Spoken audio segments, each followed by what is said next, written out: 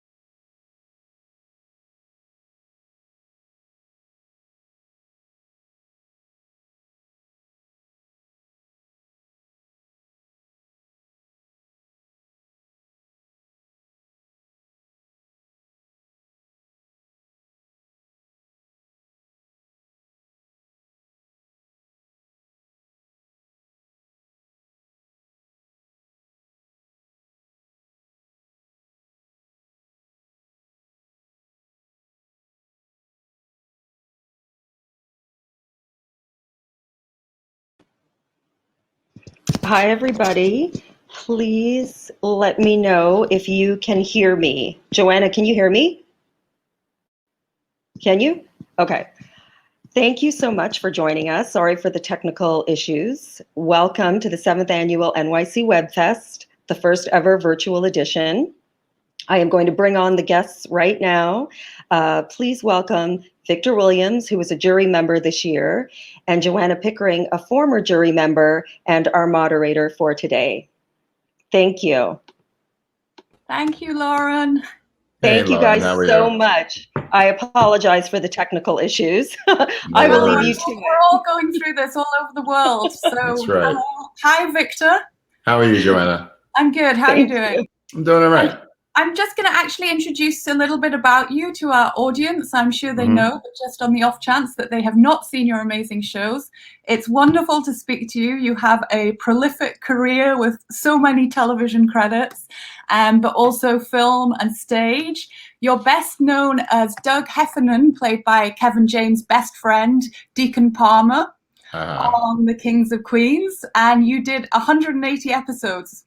That sounds about right. 180-ish.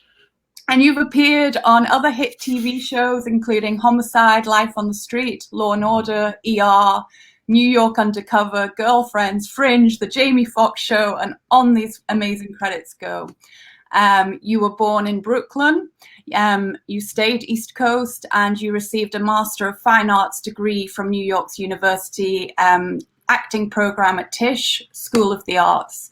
So I'm gathering, like many of our New York actors, you started with episodic Law and Order, CSI, doing one episode, and then moved into supporting roles, and then onto The King of Queens. And I also saw that you are shooting at the moment. So I'm just wondering, how you're doing in the lockdown, and tell us, were you shooting pre-COVID, or you've managed to get back into production?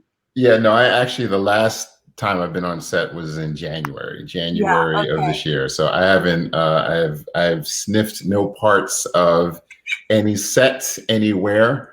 So my last job was back in January, early this year, and everything else that's been airing recently, I shot in 2019. Okay, so how are you finding lockdown? How are you and your family? It's been rough. I think I think it's rough for everyone, and it's sort of it's rough for different reasons for everyone. I agree. I'm very sort of, I'm very sensitive about that because it's, you know, my set of issues are very difficult and they're just very different from someone else's issues, but it's equally as difficult. So for me as a father of two, the biggest challenge is Zoom school with a 4-year-old and an 11-year-old. And it's very difficult, not just in terms of the construct, but having kids who don't have that social interaction, trying to sort of keep them stimulated and thriving. It's really hard. But, you know, I also have friends who are single and the isolation is difficult too. So that's what I did. I was so I totally agree. Everyone has a problem. Exactly. And it's all, every time I speak to a new person, it's you get a new insight to how this is affecting everybody. That's right. How do you think it's affecting actors, apart from the fact we obviously can't go to work, but in the sense, is this your first virtual interview you've done, or are you getting used to speaking? I'm getting used to it. I've done a few now, and it's great to sort of have that connection. So that's great. You know, again, I think that we all sort of, one of the things I've discovered recently is sort of I didn't know the difference between, I knew generally the difference between an introvert and an extrovert, but someone with a psychology background, you know, was a lot more specific about it and said that, you know, extroverts are stimulated creatively by the interaction with others, while introverts are stimulated by what's going on with them internally. And so I'm definitely more of an extrovert. And so lacking that sort of stimulus and stimulation has been hard. But that's me. I think that, you know, I have many friends who are introverts and they're thriving. I agree. So I feel that, you know, I've seen so many of my colleagues and peers and actors, you know, they've just taken to Zoom so quickly and they're still putting out their plays. And then you've got, exactly as you say, other people like myself, who when I'm trying to perform on Zoom, you're losing that energy that actors need, that changes your performance. Every time you perform, you get a little bit of energy, and it's so difficult. But it is difficult, but I do think that's the thing, though, is I see people who do phenomenal stuff with the Zoom camera or whatever virtual platform, and I'm like, wow, that's really fantastic, and you really do well with. I can learn so much from you. So yeah, you know. I mean, I guess it's interesting. So you originally, going back to the beginning, did you always know that you were going to go into acting, or it was? No, I came into it pretty, relatively late. Not, you know, I know an actor who became an actor and has been a successful actor. He didn't start until he was like 30. Love those stories. Yeah. For me, it was my freshman year in college. I got the bug in my freshman year, and you know, went to college to study law, to be a political science major. And by my sophomore year, I was taking more theater classes and political science classes. By my junior year, I failed a political science class. I was like, clearly this is not working for me. I bet when you see current politics, you're delighted that you didn't do politics. I am in a lot of ways. Yeah, although it's that's his own form of theater, you know. So there's a lot of performing here in that arena as well. Yeah. So the question I was going to ask you is, you studied in stage and then moved on to camera acting? Yeah, I started doing some plays in college and loved it. So my first introduction was theater for sure. And by the time I got to my senior year in college, I knew I wasn't ready. I knew that there was a lot more for me to learn, so I wanted to learn some more. So I went to graduate school. So I went to a theater training program and got to grad acting at NYU, and you know, just sort of, you know, intense 3-year program of nothing but some good theater. And you had support from your family, or it was no? Yeah, no. That political career. I'm going to be an actor. So I should backpedal on that a little bit. My mother was sort of was always supportive, but she was supportive in that I don't agree with it, but I You'll grow support out you. of it. No. I think my mother was very much, I don't agree with it, but I'll support you. And she did. She showed it. She showed That's up. lovely. Like she came to all of my shows and was really supportive in that that's way. amazing. My dad was not. He just wasn't down with it. We actually stopped talking for a little while because I decided to become an actor, which I'm sure is a story that a lot of people are similar. Yeah. So I did a maths degree and then had to tell my dad I'm going to do theatre. And there was definitely a few years where it was just like, you know. Right. I did something really stupid. I stupidly, it was the end of my junior year, and I failed a political science class. I was like, I hate this. I was like, I don't want to do this. And so my father would drive up and pick me up from school and drive me home. And so I went to Binghamton University, which is about 2.5 hours. I think it's 2.5. I think it's been a while. I think it's 2.5 hours outside of the city. But my parents had moved to Long Island, so that was like tack on another hour and a half. So it was about a 4-hour drive. And because I was so nervous about telling him, when he picked me up, I stupidly told him at the start of the trip. So it was 4 hours of bickering and fighting, and by the time the trip was over, we didn't talk for like a good year and a half. Like, I mean, we were cordial, but like very short conversations. But like and I remember thinking, why did I do that? I was just so nervous to tell him. I was like, let me just get it out. Yeah. And I was like, but now you have the support, obviously, and I think you're so right in saying that as actors, we all go through this. It's such a challenging career that I think our parents and people that care for us, their first reaction is like, no way. And then we're up against proving that it's a serious career. And I presume you've had many day jobs when you started out. Do you want to talk a bit about that and how you made it financially work? Two things. One thing quick. My father passed away in 2000. I lose track of the years now. I think it was 2008. And the thing that shifted it for him, as I remember, it was a fellow classmate. She was like, your dad slows it down. I was like, no. And she was like, he needs to see you in the show. And so he finally came to see a show. And that was it. And he never sort of said anything. He never said, I get it.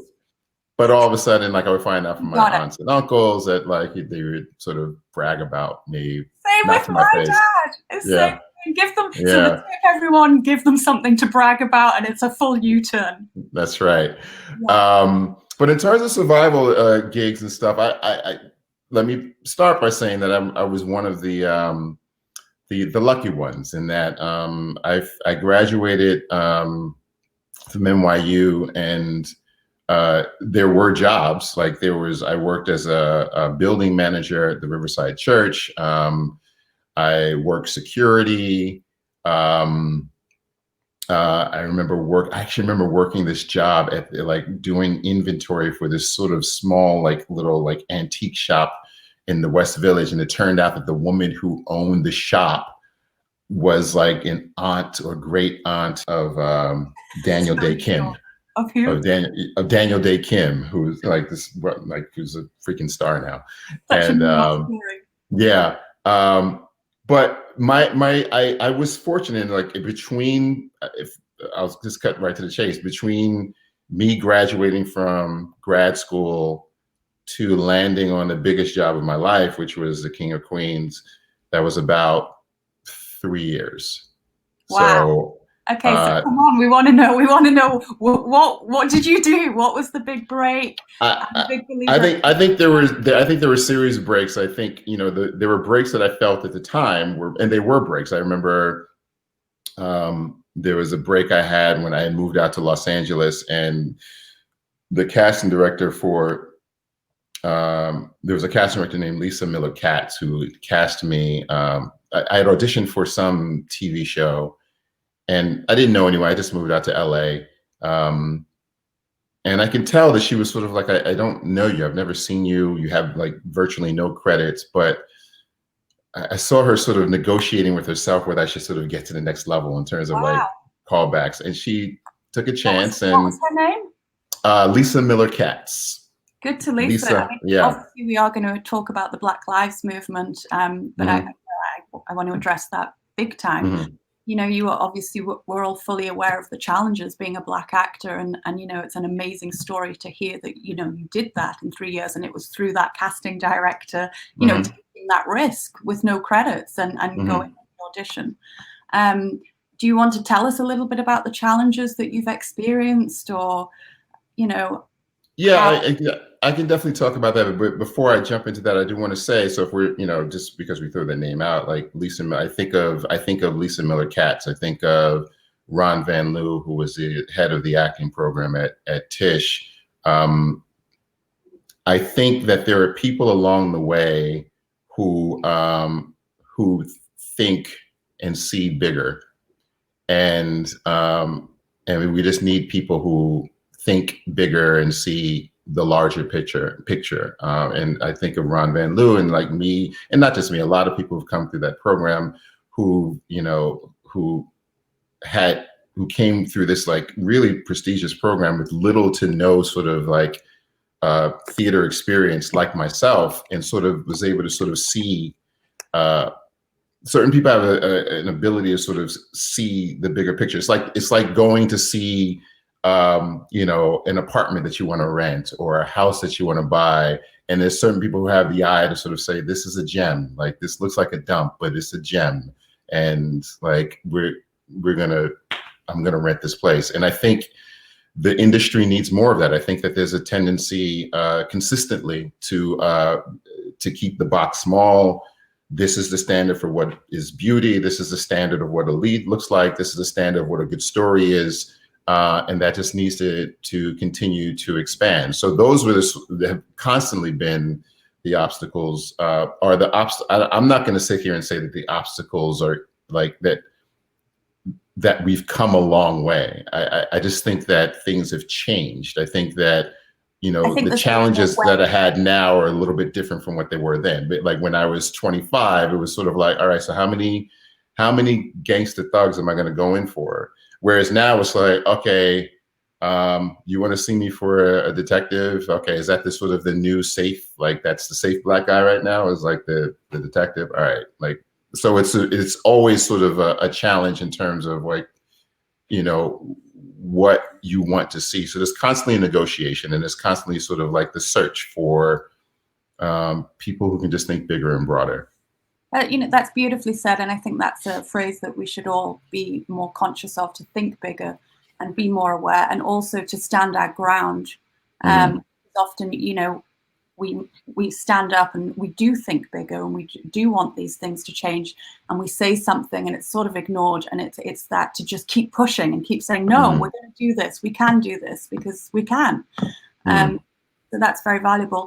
And it's very interesting. I wrote a short film, and I had it was a challenge. So we were assigned our actors, and I had a fantastic actress. And I said to her, you know, is there any roles you want to play since I'm writing for you? She was literally like, just please, no token Black role, which is obviously tying into what you say. So it's good that that's changing, but it sounds that it's still a problem. Yeah. And that's a problem, you think, that lies with the writers, or it's still the producers' agents, or it's all tied into everything? So, so I went to school. I went to this high school, Midwood High School in Brooklyn, and let me say that Midwood High, it was a great experience for me. I'm not saying that it was a perfect school; it wasn't. But in the context of my Brooklyn upbringing, from elementary school through high school, just because of where the schools were located, they were just naturally more diverse.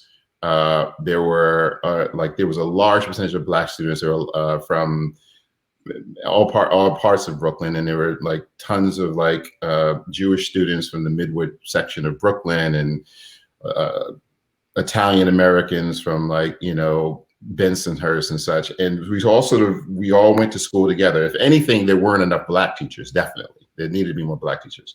But there was this thing that happened where someone would say something that was not like, it was out of step. And because you had sort of the strength in numbers, you were constantly checked. So, you know, if, you know, I remember walking down the stairs, and like, you know, a white student talking about a popular, black basketball player and saying like, oh, he looks stupid. There's no way he could have gotten into that school. And, because there's strength in numbers, it's like, shut the fuck up. You know what the fuck you're talking about. Whereas if you're the one, if you're the one black guy, it's like, you just keep it moving. And conversely, I want to say I went to that school, I didn't grow up around, my neighborhood didn't have any Jewish families. Yeah. And so I went to the school, and I remember they were talking about Jews in Ethiopia in history class. And I was like, Black Jews? There's no such thing as a Black Jew. And then the Jewish student was like, shut the fuck up. You know what the fuck you're talking about. This is what's going down. Yeah. And so, right. So, but it's like when you're in an environment where you don't feel like you're the only one, it's a lot easier for that to happen, to have those conversations and to have people sort of check you. And so to me, in the industry, it has to be the same way. Not just the cast. Oh, you just froze. Can you hear me? Yes. Not just can you hear me? Yeah, I got you. We keep zoning out just by seconds. It's, not just the cast, not just the one, writer of color, not just the one or two like crew members of color, not just the one executive. There has to be sort of a wide sort of distribution from top to bottom, so that when you talk about characters, when you talk about story development, and you say, oh, I think this character would do this, and it's like, no, that character would not do that. Like, but if people aren't represented in the room where the development is happening, then mistakes will be made along the way. Yeah, and I think that's great with, not just the Black Lives movement, but the Me Too movement, because it did exactly what you said. It created such numbers that people were suddenly aware that they had to. It was their duty to speak out and to question these things and to hold everyone accountable. So I agree that is definitely a change. It's just hopefully that becomes reflective in these power positions all the way through the system, that the people we need in the room are in the room. And I guess time will tell on that. I think that also when I think of when we talk about Black Lives Matter, for me, for I think everyone who's truly a part of the Black Lives Matters movement, is we're talking about the protection of the Black body. And so the other thing in corporate America, and when I say corporate America, that includes Hollywood, it's not just about, oh, let's find a way to sort of add numbers or like tell more Black stories. It's like there's somehow in your corporate mission, there has to be some sort of protection of the Black body, and in the Me Too movement of the woman's body. That's very wise. I agree with that so much, because when it happened, of course, it's so easy for agents just to say, okay, we need a female director for this, and it's just a gesture. So it needs to be a full mental shift. Yes. And I think mental and cultural shift. I think the great thing with independent, this film festival and many people in our audience being an independent filmmaker, is that we can make those decisions because there's no finance tied up and power studios. So, in the independent level, we can cast diversely, and we can make our stories, that are diverse stories more easily, but it's then getting them to the studio level.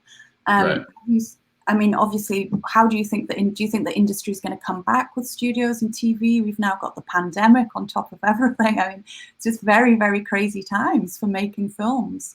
Yeah. One more thing is because I said we talked about, protecting the women's body and Black bodies, but like trans bodies, LGBTQ, everything. Yeah, the full. Yeah. There's this, we always talk about this. Not to me, it's like it's not going to go back to normal. Like it's not. I think that the thing that I hope that people can be excited about, and be willing to take on the challenge and enjoy it, is this notion that we have an opportunity now to create something new. It has to be something new. It has to be something different. Within the context of,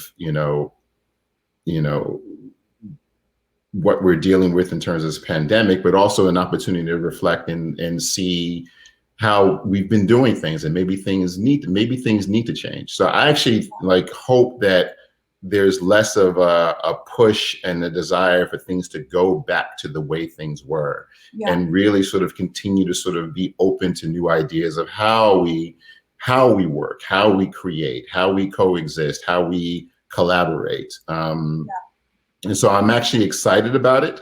And I think that everyone else should be too. I want to say real quick, there were a couple of quotes that hopefully people can use. If not, I think we're all erase in it from your mind. we are definitely in need of anything to get through these. So there's three things I think about. It's like Paula Vogel put this on Twitter a couple of months ago. She says, to theater artists in this bleak time, we all remain artists. Your work continues to reverberate while our stages are silent. Let's store up, read, watch, witness, because there will be a harvest ahead. I am so grateful for the artists who enrich my theatrical hibernation. The flip side, so Gordon, creatively, is a lawyer, Gordon Bobb, who's an entertainment lawyer who represents like Tiffany Haddish and Ava DuVernay. And I heard him say, is like, listen, I'm still making deals. Writers are still writing. Projects are still being developed. Deals are being made. And so to me, it's like, however you need to get through this, whether it's sort of, for me, it's been like, let me spend some time with my family and like, let me try to make things sort of whole at home so that when it's time to sort of go out, that I'm ready. If you're a writer who just sort of needs to sort of step away for a second, that's fine. If you're a writer who's like, I just can't stop writing, then, keep writing. If, for me, you've got to make it work in your own. Yeah.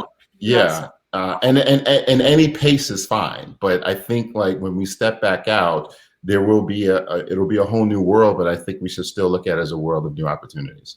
Just tying up everything you've said, and you've said some really powerful things.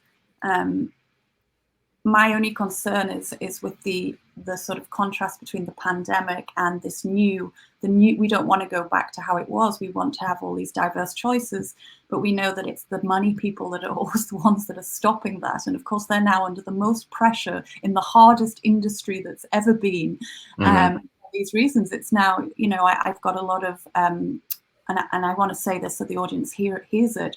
I have a lot of represented writer friends with the top agencies who were represented in the last 12 months, and they're not getting replies from their agents and managers. And, they're mentally stressed. They're in lockdown and the agents aren't replying to them. So if anyone is in that situation, I just want to say it's universal. It's not personal.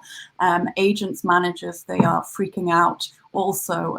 So not to feel vulnerable by that and just wait, hopefully, till next year when this is over, and to then expect that they will start rereading samples and so forth. But from the actor's point of view, I like that you say, it's all individual. You can't be expected. A lot of people are like, I'm going to do meditation, I'm going to become super fit, and others are like, no, I just need to feel like this. What have you been doing? You've been spending time with your family, but in terms of acting, exercises, or what do you do to keep?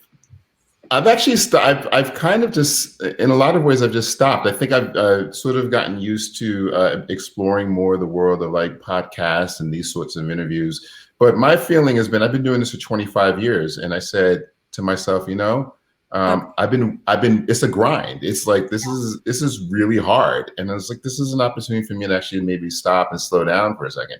I don't think it's an accident that, I have some health issues and challenges, and all of a sudden this year I'm like feeling pretty good. And I think it's because like it's just like the race and the grind. So for me, it's really been sort of like slowing down, stopping. Things were so hectic in terms of things I was trying to sort of balance in my life before, that things like watching, I would sort of watch snippets of shows. And now I was like, oh, like I get to sort of really tune into some shows that I hadn't seen before. What are you watching? The most recent thing is Lovecraft Country. Okay. So that's the thing. I just which is the one everyone's raving about, the Queen's Gambit. I have not seen. I have not started that one yet. So I'm It looking is forward to good. that. I think everyone loves it. It's so well written. But because I had a maths degree, I was like, oh no, it's not going to be another one of these crazy mathematicians. Actually, no, it's a very good female role. Good. I know that you, when we spoke before having this interview, you wanted to focus on, the changing times in the world and what's happened. But I do just want to ask you, obviously you've spent a lot of time on film sets. Any sort of, what was your routine? You said so basically you had 3 years breaking in. Did you get an agent and representation in that time, or it all came from the director you mentioned? No, I was able to get a casting director, an agent relatively quickly. I started out with this agency called Ambrosia Mortimer, very small boutique agency. I've always done better in smaller environments. That's so interesting. So that ties into what I was saying. I've got friends represented at the top, and they're like, having time now, whereas a smaller boutique agency, obviously they can really nurture a one-to-one relationship with you and forward for roles. They're really rooting for you. At least that's been my experience. So yes. So I started with them, and then I moved out to LA. There's a lot of things that we all sort of wish for, and if I'm being honest, like there are things that I got that a lot of people didn't get. Like I was able to get an agent relatively quickly.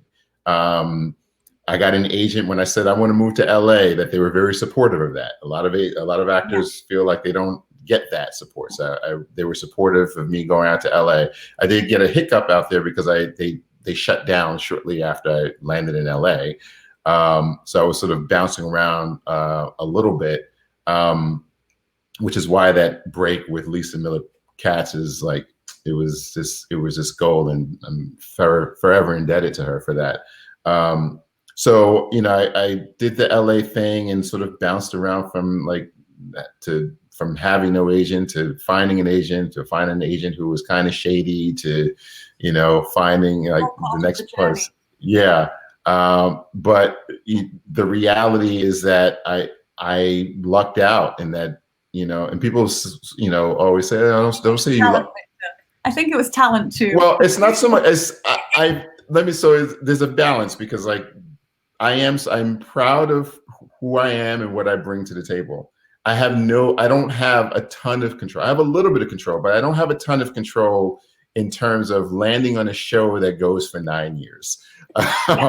There's a lot of other things that are in play. I definitely feel like contributed a lot to that show, but to be able to say that I wound up in a show in my first series regular show and it went 9 years it's a little bit lucky. I'm sorry. They could have written you out the show on the first month. This is true. They probably wanted to.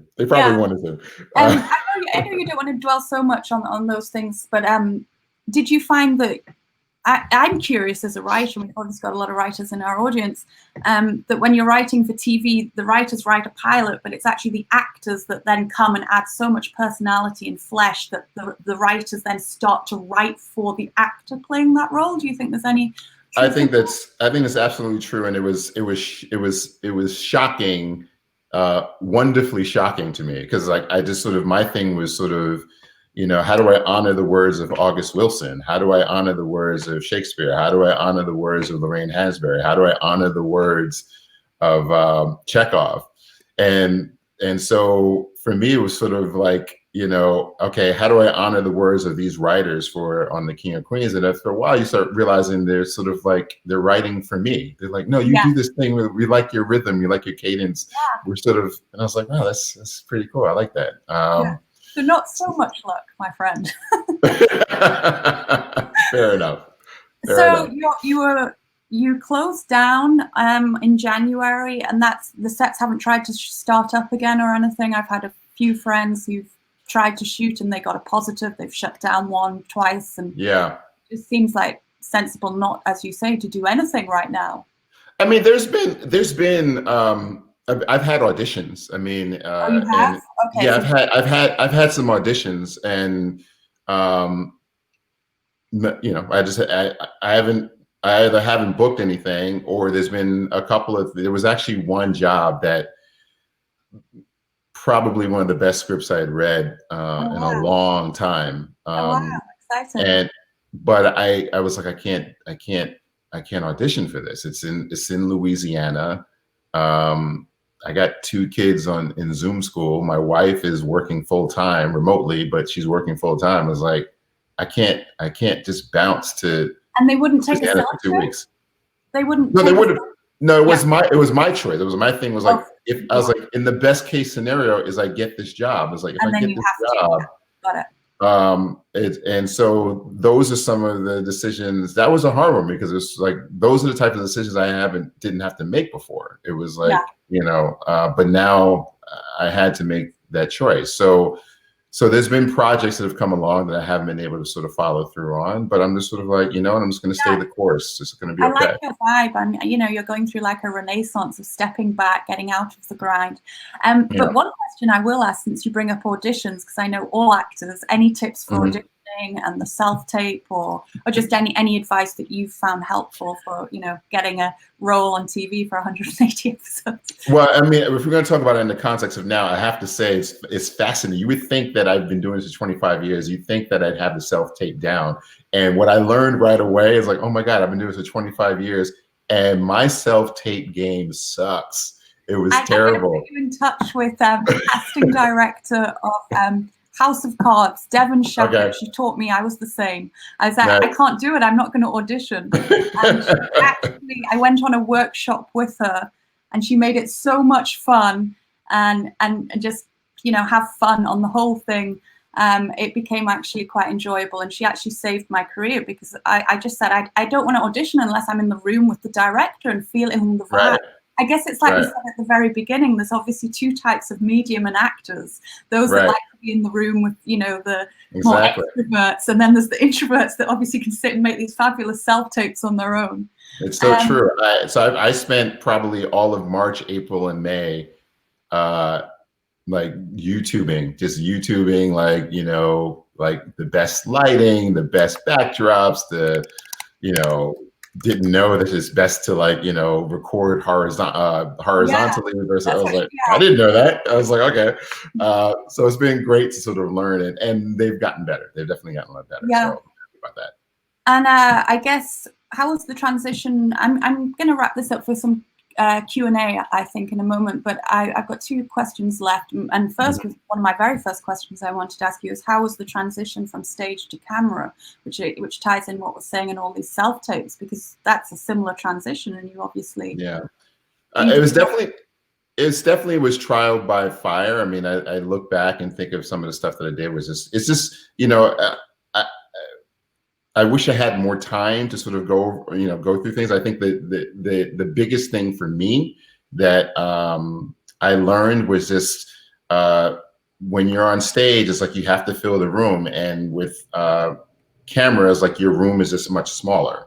So you have to adjust and understand that there's so many things that the camera picks up that on stage you can be a little bit more sloppy, and it's actually beautiful when you're more sloppy on stage at times, where it's like it has to be a lot more precise, and you have to your space is smaller. So I have a big voice, and it's like a big voice doesn't necessarily help me when you're here.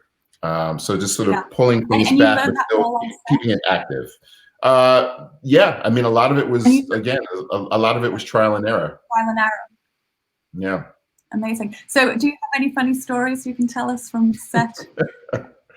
Anything, any embarrassing moments, any fabulous moments, any standout moments? Well, there's one I think of, and this was actually on stage. This wasn't actually on a film or television set. One of my first jobs was I was doing Shakespeare in the Park in Central Park, and I'll make this as quick as I can, but I'm confessing I'm someone who tells really long stories. So my first professional gig, and it's like these heavy hitters, like people, I'm gonna name names that a lot of folks won't know, but stage New York theater people would know. Like, I mean, with Tim Blake Nelson and Elizabeth Marvel and Bill Camp and Stephen Spinella and Tamara Tooney and Wood Harris. But I was I had a small part, and I was understudying Paul Calderon, amazing actor. Say Paul Calderon. Yeah, Paul Calderon. I was in his music company. Paul was a great mentor of mine. Fantastic. So I was understudying him, and so And it's like, he has this, tons of lines, and like, I'm just happy to be there. And so he's doing a fight call before like showtime, and he twists his ankle and he's like, ah! And it was like, I think he's told me this story.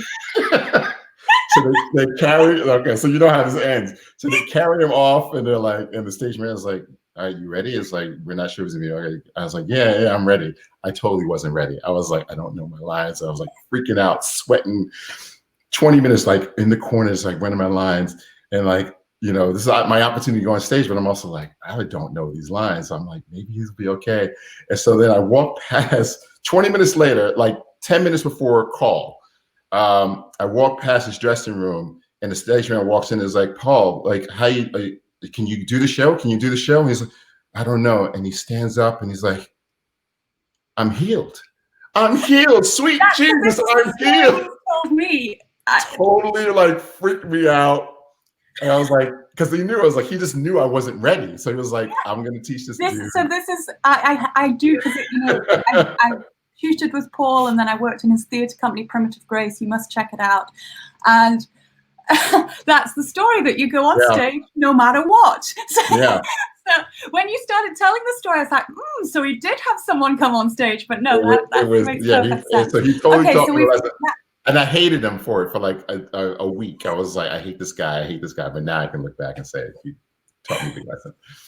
So we're going to open it up to Q&A. And our first question is, which also ties in with some of the names you just mentioned, but who were some of your inspirations? Who was your biggest inspiration?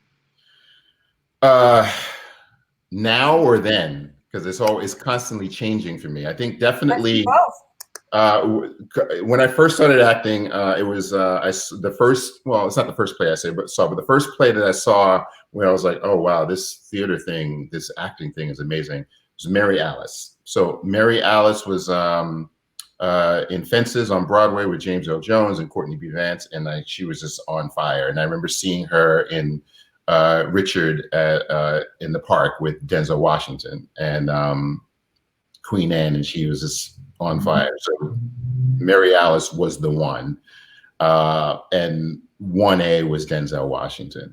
I was just like, he's phenomenal. Yeah. Now it's constantly changing. I say right now my top three like faves of all time are Viola Davis, Denzel Washington, and Meryl Streep. And depending on the day, which order it depends. I'm the same. It's just you absorb everything, and we're very blessed to work with so many talented people all the time. Right. So the next question I meant to ask you myself, but you did mention it, that you bounce around. But why did you choose New York over LA to stay? Oh, well, that was actually, it was, a lot of it was family stuff. So I actually moved. The one thing I meant to tell you at the beginning was so obviously it was on the King of Queens shot in Los Angeles. So I was in LA for about 10 to 12 years of my career. Yeah, I would come back and forth. But once the show ended, the motivation, what is that? Yeah, I'm out of here. Well, once the show ended, the motivation to come back was to be with my family because my father was sick. My motivation to stay was I was fortunate enough to work almost right away in Los Angeles, and I would tell friends all the time, I was like, "Oh my God, you got to come to LA. This place is amazing." And they come out, I was like, "I don't know what you're talking about. This place sucks." And then once I stopped working, once the King of Queens ended, I was like, "Oh yeah, when you're not working out here, this place does kind of suck." It's really strange. It's a fantastic place to be when you're working. It's very hard when you're not working. New York's a place for me that it's a lot easier to stay sort of creatively. I felt like in LA, I spent a lot of time sitting at coffee shops waiting for an opportunity. Whereas in LA, in LA, I felt like I was sitting at coffee shops all day waiting for an opportunity. New York, I felt like, okay, I might not be working, but like there's a reading I can go to. There's a play I can go to. Someone's walked your auditions. Yes. Yeah. It's strange. I've lived on the East Coast, and with the pandemic, my problem was an issue with my housing, and I just landed on the West Coast. No work, so I'm doing exactly what you say, and I'm missing New York big time. And I think the difference for me is that you'll get people in LA texting you going, I'm too busy to answer the phone, I'm slammed. And in New York, they just don't answer the phone because they're busy. And it's like, right. definitely a difference. That's absolutely right. Yeah. Okay, next question is advice for young Black artists starting out. Right. If there's one thing that I regret, is write a lot. Write for yourself. Write your own thing. And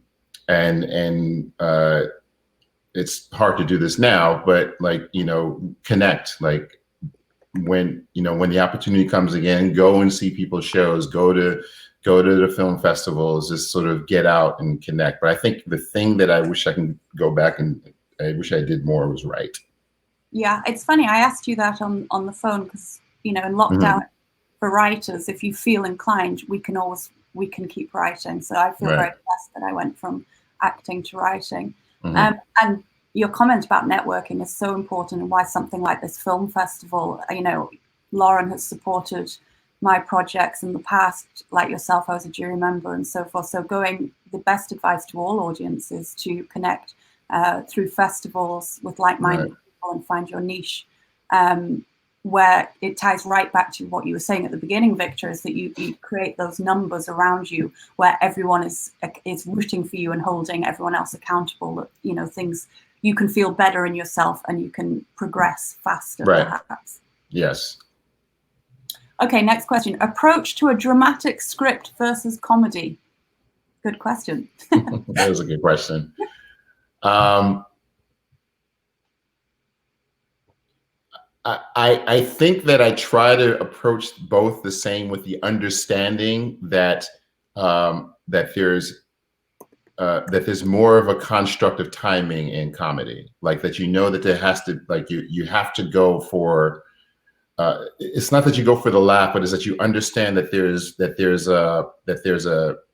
a button or a cell at the end of a phrase, whether it's in a page or like a short exchange. Like the rhythm is just different. Whereas I feel like with dramatic stuff, you're allowed to sort of, you can run the risk of going too deep with something dramatic, but you can actually sort of take your time and really sort of sink into something. Whereas I think comedy is more rhythmic, and that there's sort of there's a more immediate end game within 2 lines, 3 lines within a page that's about going for the laugh. So so the intentions and the actions and the purpose of why you're there and what you're going for, they all stay the same. It's just there's a little button, there's a little rhythm, there's a certain kind of structure and musicality that exists within comedy that you have to be very aware of. All your preparation for the character is the same. Yes, for me it is, yeah. Yeah, okay, good answer. I agree, it's the timing. Do we have any more questions, Laura? Oh yeah. How much are you missing New York theatre? I'm gonna cry. I miss it. I miss it a lot.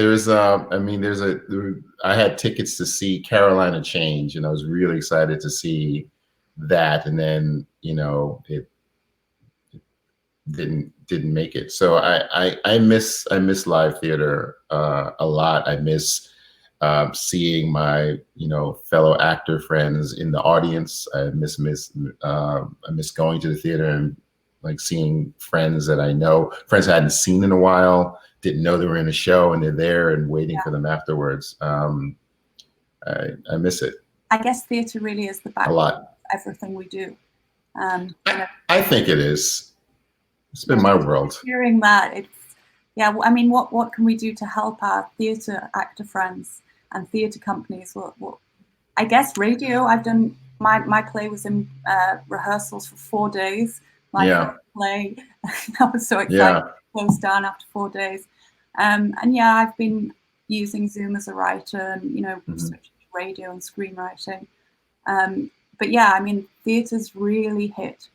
It'll be a long time, even if the lockdown ends, for people to finance a stage production and feel confident that they're going to make money. We're looking at, do you think I'm right, or am I optimistic? A long time.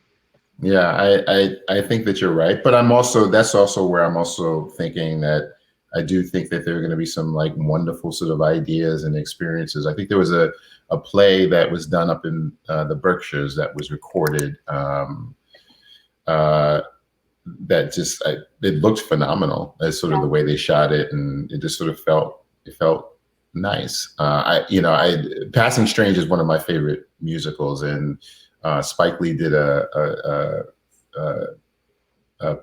version of a production of it, and when you watch it, it's to me it's very true to I saw the production 3 times, so I know it, and so I see it. It's like it's possible that we can, like, whatever form it takes, it can still sustain.